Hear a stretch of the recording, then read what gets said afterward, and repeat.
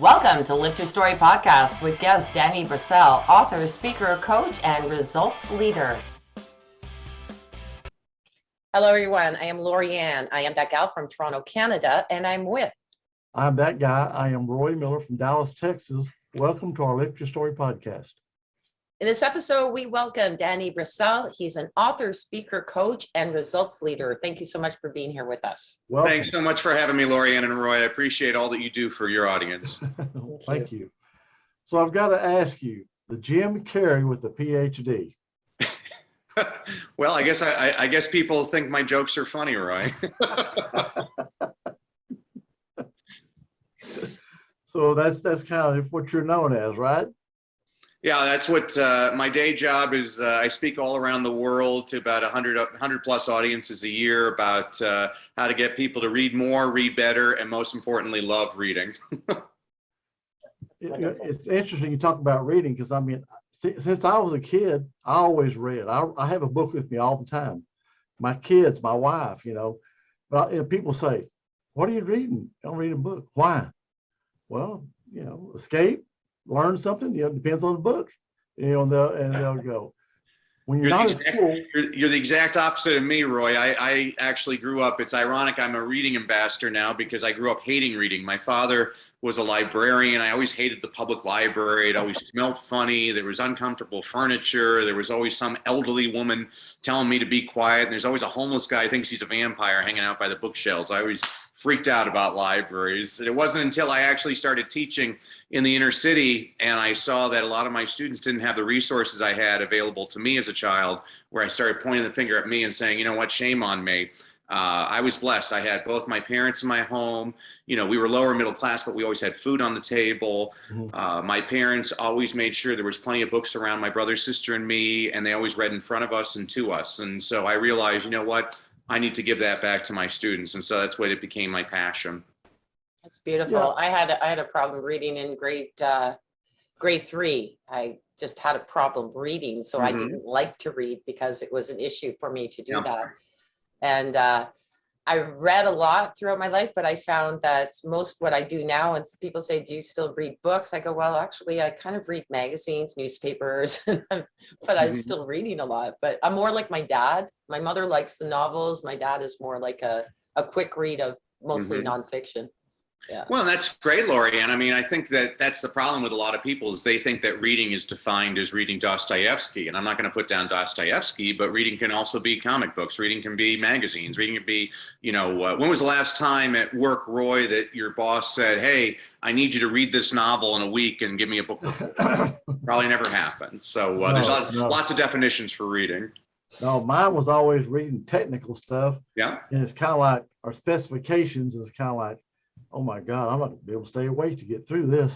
Well, you hit upon a really important point, Roy. A lot of people, there's basically two conditions out there. One's called illiteracy, which means you can't read. And I always argue to people, I don't really believe there is such a thing as illiteracy. There's just different degrees of literacy. I mean, I consider myself a literate person, but if I were reading a technical manual, I probably wouldn't understand most of it. If I'm reading music, I don't really understand music. The bigger problem out there is what I call alliteracy, which means you choose not to read. And I think the reason a lot of people choose not to read was, like Lorianne, you had just said, that when you, at a very young age, are identified as a bad reader, you start to create that label for yourself. And that drives me nuts. I always tell people, if you're going to take the time to label a person, label them with something positive, because they'll rise or fall based on the expectation. And that's a bigger problem. Or, like me, I remember in high school, a teacher forced us to read The Scarlet Letter by Nathaniel Hawthorne. And nothing against Hawthorne, but it's the story about Hester Prynne commits adultery, so she has to wear an A on her chest. And I told my teacher, can I put a B on my chest, because I'm so bored reading this book. And that's what got me to stop reading, is I didn't like it. And I always tell people, the research is really clear on this. It doesn't matter what you read. What matters is how much you read. People who read more read better, whether it's a magazine or a technical journal or whatever. It's only reading when you choose to do it for yourself. And so you two are already doing the type of reading that I'm always trying to stress to people. And it's important because I know that there's plenty of readers out there that might not be leaders, but I have never met an effective leader that is also not an avid reader. And it's interesting, one of the other things I always share with people, I was speaking to an executive audience last week, and I said, you know, you don't actually have to just be reading also. Audiobooks count. I mean, if you're listening to books audio, that counts. The research is also very clear on that. And so it's fascinating because over half of the Fortune 500 CEOs are dyslexic, including people like Sir Richard Branson, who I was just reading his recommended reading list last night. And again, when you look at what these people are reading, I didn't see Anna Karenina on that list, but I saw some books that really spoke to him, or a magazine that speaks to you, or a journal that speaks to you. We have to broaden our definition of reading to people. I agree with you though in the forest case, because when I was having struggles, my mother kind of had me in my room reading Jules Verne's Voyage to the Middle of the Earth, and it was in French, and I had to look up every single word I didn't understand, which meant every other word. And I ended up falling in love with the dictionary, because you'd find the one word and then you didn't understand that word, so you'd go to that word, and it was just like, so my favorite book when I came out of that wasn't the Jules Verne book, it was the dictionary. That's cool. I like that. Yeah, true story. Well, I mean, you know, of course, I'm old school, so we had we had all those books. It wasn't online. Mm-hmm. You know, still got one back here. You know, so I'll go through it. You know, I'm the same way. Well, what is this? I'll flip through there. Okay. Mm-hmm. And you know, that does broaden your horizon. Absolutely. Yeah, I mean, I don't understand why a person, you know, I'm always, if I get one anecdote, you know, some people collect fast cars, some people collect baseball cards. I collect stories. You know, when I'm speaking to audiences, I'm always trying to share stories with them. And so whenever I read anything, I constantly am dog-earing pages. After I read a book, I take photos of it with my iPhone, and I put those stories on my computer. I have files after files, like stories about leadership, stories about responsibility, stories about integrity, stories about building a good team. And I'm able to, that's what I'm constantly looking for whenever I'm reading. Does anybody freak out when they see there's certain readers that if you even dog-ear or write in a book, they think it's a sin? Mine are all like that. They're all a mess. Absolutely, Lorianne. My father, he would kill me for that. So here's what I do. So I buy every book that I read because I write in books like crazy. And then I always donate my books either to the Friends of the Library or to a public school teacher. So that way I'm like, you know, I have my own little notation style. So if I write A next to something, it means here's an anecdote. If it's an S, this is a statistic. You know, and if it's a smiley face, it's something that made me laugh. And so these are the types of things that I'm notating in books when I'm reading. Well, I'm kind of anal. I like hardback books. Mm-hmm. And, you know, I don't really like to fold them and mark them. It depends. If it's certain books, for that reason, I will highlight stuff and all that. But my wife reads paperbacks and she folds the covers back, and I just sit there looking. Don't do that! Don't do that. You crack me up, Roy. My wife and I, so my wife is from Singapore, and she loves reading electronic books. She has her Kindle for everything. And while I'm a person like you, I like physical books. People ask me, well, which is better, physical books or ebooks? And I would say yes, because it just depends on what you're interested in. I mean, I'm a physical book reader, but I'll give you arguments on why ebooks are great. We have to go back to Singapore every other year to visit her family. And while I'm packing 20 books in my luggage, she has a 1 pound, 7-ounce Kindle that has access to the entire world's library. A second thing I like about it is I always have to have I read in bed at night, and I always have my lamp on, and it drives her crazy because her Kindle illuminates itself. She doesn't need the lamp on. And then finally, I mean, I'm starting to get older, and I can't read a lot of the words sometimes, but on an e-reader, you can adjust the font size to match your ability. So there's pros and cons to everything. And I always just tell people, well, you know, this is what I love about teaching people. All of us are different. This is one of the things I love about education. I think we need to be embracing that much more. I was just talking about this with an audience yesterday. I said in America, we're taught not to talk about politics and religion. And I think that's the wrong lesson. I think the real lesson we should be taught is how to talk about politics and religion in a respectful way of one another. I mean, it doesn't matter if you and I disagree. What it matters is that we respect one another. We consider each other's opinion. I mean, this is how you grow. I've always told my students, your mind is like a parachute. It works better when it's open. You don't have to agree with me. I used to teach history, and the first thing I teach people is history books are usually written by the winners. Every event in history has multiple points of view. My job is not to teach you what to think. It's to teach you how to think. We'd be much better off if everybody in society didn't let other people think for them, that they thought for themselves. My mother used to say, it's okay to disagree, just don't be disagreeable. Absolutely. I agree with your mama. She's great. Yeah. I do have to bring up something really quickly though. When you're talking about reading in bed, there's another thing that the Kindle is good for that paperbacks aren't, is the noise of shuffling the paper. I remember my ex-husband always read at night, and you could just, when you're really tired and you want to go to sleep, you hear that. Stop.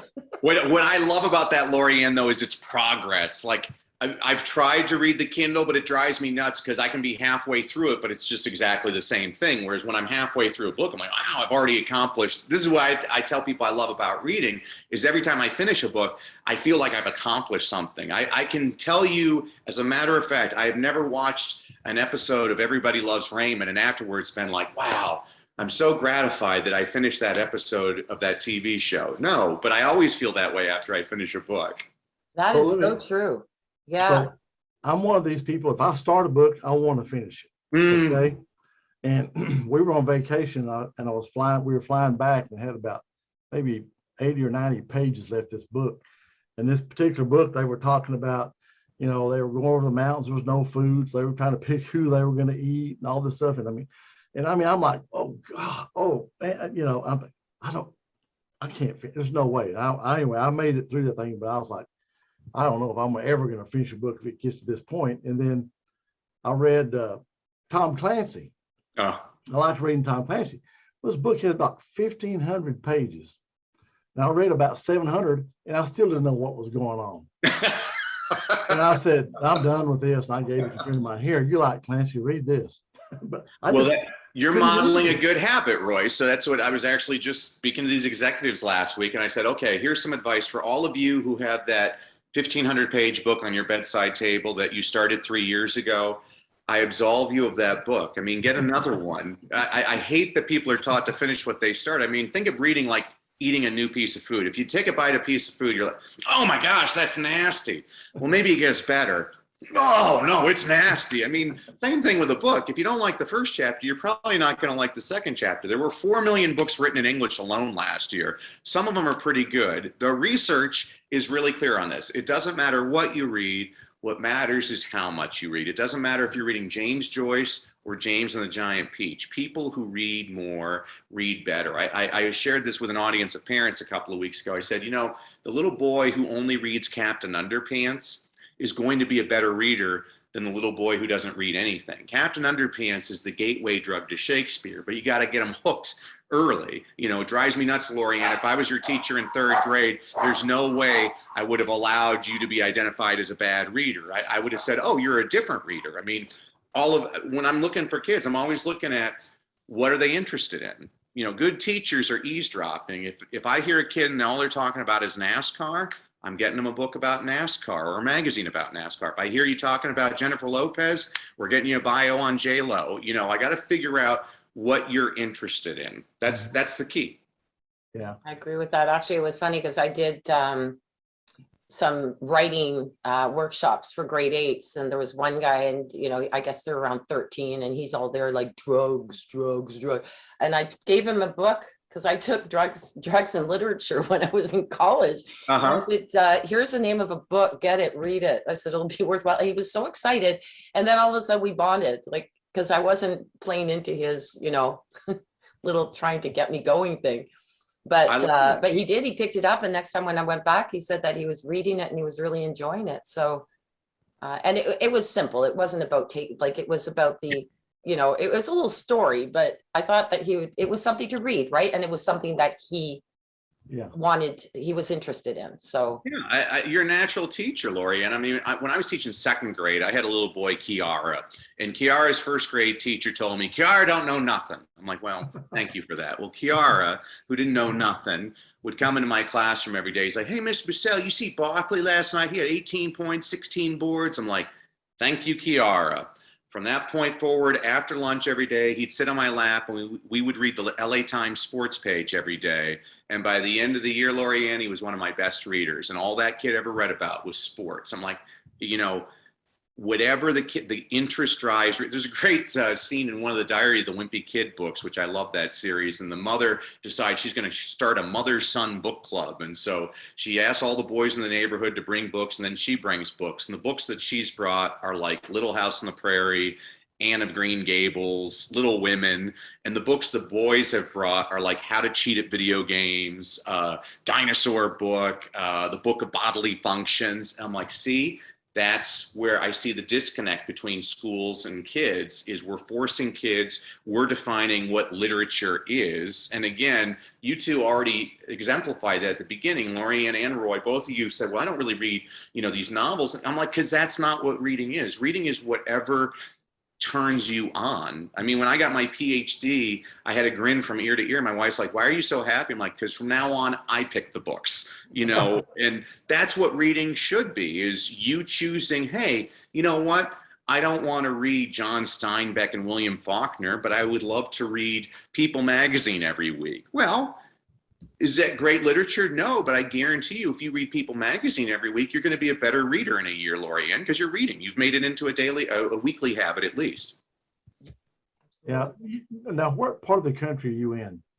Right now, I'm in Tennessee with my mother, but I usually live in Colorado. I spent most of my career in Los Angeles teaching in South Central LA. And now I travel all over the world showing, you know, either government employees or corporate employees or audiences of parents. I was in Egypt, and I spoke to this Muslim school. So this actually goes to a perfect point. So I was kind of intimidated. I've never spoken to a Muslim school. So it was 2 p.m, parent training. 400 parents showed up at 2 p.m. And it was like the Muslim Brotherhood. All the guys had long beards and all the women were in burqas. And we were talking like the three of us are talking right now. And I thought, shame on me. I had a lot of preconceptions of what was going to be here. And this was fascinating. I told the audience, oh, I was reading this great book. Have any of you ever read the Quran? And they all laughed. I'm like, oh, well, if you've read the Quran, you know the story when the Archangel Gabriel appears in the cave with Muhammad. What's his first instruction to Muhammad? Because the first pillar of Islam is to read. And so I looked at the parents, I'm like, so not only should we get your kids reading, it's actually written in your holiest and most sacred text that it's your duty to get your kids reading. And all of a sudden the audience is like this. I'm like, oh my gosh, this is my dream audience. So now I just want to speak at Muslim schools. It's fantastic. Well, you know, since you were in the U.S., you know, our schools are pretty bad compared to most other places. And I know we've got here in Texas, we've got kids that are graduating high school that really can barely read, barely spell, you know, forget about Yeah, math, I mean, science. schools are like anything. There's good and bad. I always tell people that there's good schools, and I think one of the biggest issues I have is that we focus on the bad schools instead of focusing on the good ones. I always say, you know, if you're going to look at a model, look at the positive model and aim towards that. Stop paying attention. You know, same thing was my discipline plan with students is I'm going to focus on my good students. If you're misbehaving, because kids naturally want your attention and they'll get it one way or the other. And so I'm not going to give a kid with negative behavior any of my attention, because that's not what I want the lesson to be. I want the lesson to be, oh, this kid is doing what they're supposed to be doing. Same thing with schools. And I really, you know, I think that we emphasize the wrong things in schools. If you have 36 kids, guess what? You have 36 totally different learning styles. And, you know, I say to people, anybody can teach. You know, it takes a lot of hard work to be a really good teacher. You have to find what works for every single student. And unfortunately, our system's not really designed for individual students. And I think the problems in education, there's 38 different answers. You know, I believe that we should be investing more heavily in vocational training schools in this country, because not every kid wants to go to college, and that's fine. I mean, that's not the purpose of the American education system is not to produce college graduates, it's to produce tax-paying citizens. And if you want to find a trade like being a plumber or a mechanic, that's fantastic. But even plumbers and mechanics have to learn how to read the technical manuals that you were talking about, Roy. And that's one of the things that drives me nuts again. I'm like, we have a curriculum that doesn't match the needs of a lot of our students. And I'm not putting down literature. I think Charles Dickens and William Shakespeare are fantastic. I was speaking on a Zoom interview last week with Nigerian television, and Nigeria used to be a colony of Britain, and their education system is still based on a British model.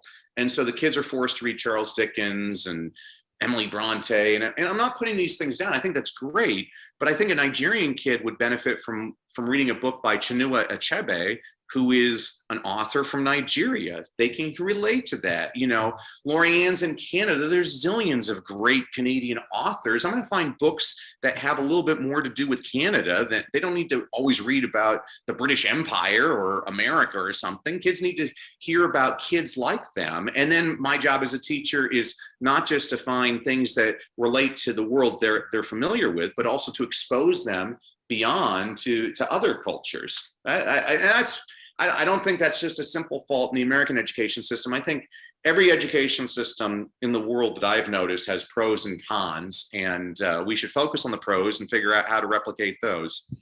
And you're right too, because there's so many different learning styles. We were talking about that in a different podcast in regards to, you know, some of the kids that they're better learning if there's more activity in the class rather than sitting still. Absolutely. And I was just actually laughing as a Canadian. One of my first novels that I read from start to finish was Farley Mowatt's Never Cry Wolf. And it's because my dad handed it to me, and Dad never reads. And he goes, I loved this book. I go, well, if you loved it, it's got to be good. Yeah. And it was super wonderful, but which was great. And of course, there's parents too, right? Handing the books, and instead of forcing them to read a book they don't want to, is say, hey, you know, this is good, try it. I'm not forcing you to read it. And I liked it. Yeah, your dad used a great strategy. I mean, that you see the connection, how powerful it is when somebody that you respect says, you know what, I was thinking about you when I was reading this book. You know, that's why, you know, when I was a middle school teacher, I was the only teacher in my school never to have any tardy students, because I always started class with a Paul Harvey story. I grew up listening to Paul Harvey on the radio. He passed away a couple of years ago at the age of 325 years old. But every day he'd come up on the radio at 12:15. He'd say, I'm Paul Harvey with the rest of the story, and he'd do this 5-minute read aloud, and the whole time you're trying to figure out who's he talking about or what place is he talking about. And so the last book that I wrote, Leadership Begins with Motivation, is a total homage to Paul Harvey. It's all these stories where the kids are kind of trying to figure out, because I love using the Paul Harvey books, but I realize a lot of them are out of date. Kids need to hear about more diversity and kids like them. You know, the book I'm writing right now is all about, because it was interesting, after I finished the leadership book that I wrote, I noticed, I'm like, this was completely unintentional. But I looked at the stories, I'm like, man, most of these stories are about white male Americans. I need to write a totally different book. And so the book I'm writing right now is focused on minorities, women, and international stories. And so I had this story of these two women sitting in a cafe in New York City, and they were both choreographers, and Martha was one choreographer, Agnes was the other, and Agnes had just released her third play. It was on Broadway, and it was getting pretty good audience approval, but the critics were destroying it. And so Agnes was telling Martha, you know what, I think I should close this show down. And Martha looks at Agnes, is like, no, it's not for others to decide how good your work is. It's not even for you to decide how good your work is.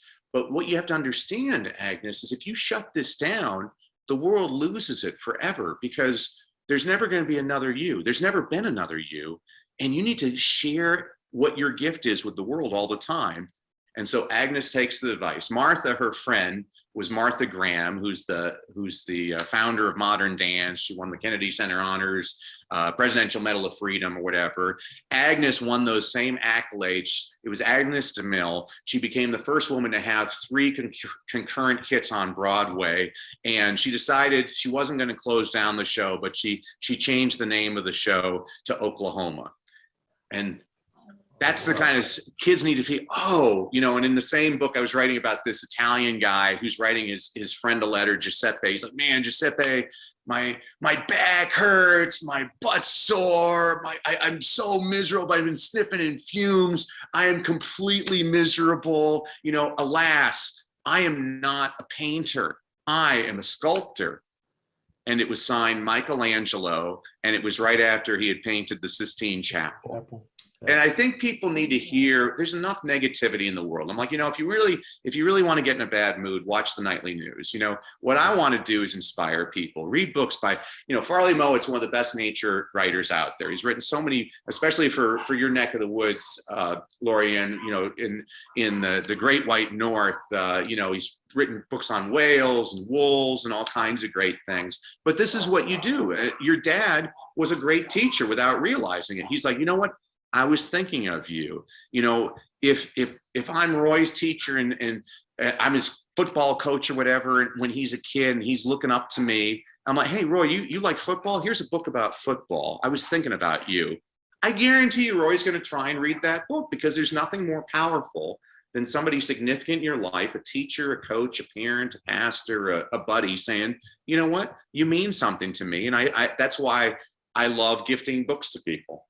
Yeah. Except for if it's your mother. You never want to read what your mother gives you. I said to Mom, I said, I'm doomed. I know it. I'm doomed that when my kids grow up, that they're going to treat me just like I treated you. Darn right they did.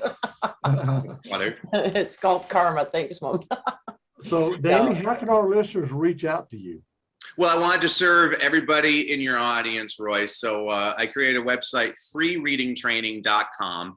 freereadingtraining.com, and everybody's going to get a complimentary e-copy of a book I wrote called Read, Lead, and Succeed, which is a book I wrote it for a school principal who was trying to keep his faculty positively engaged. And so I said, okay, I'll write you a book. And so every week I give you a concept, an inspirational quote, an inspirational story, a book recommendation on a book you should read, but you're probably too lazy because you're an adult. So I also give you a children's picture book recommendation that demonstrates the same concept. You read that in 5 minutes. It's great now. I got CEOs starting meetings with Dr. Seuss.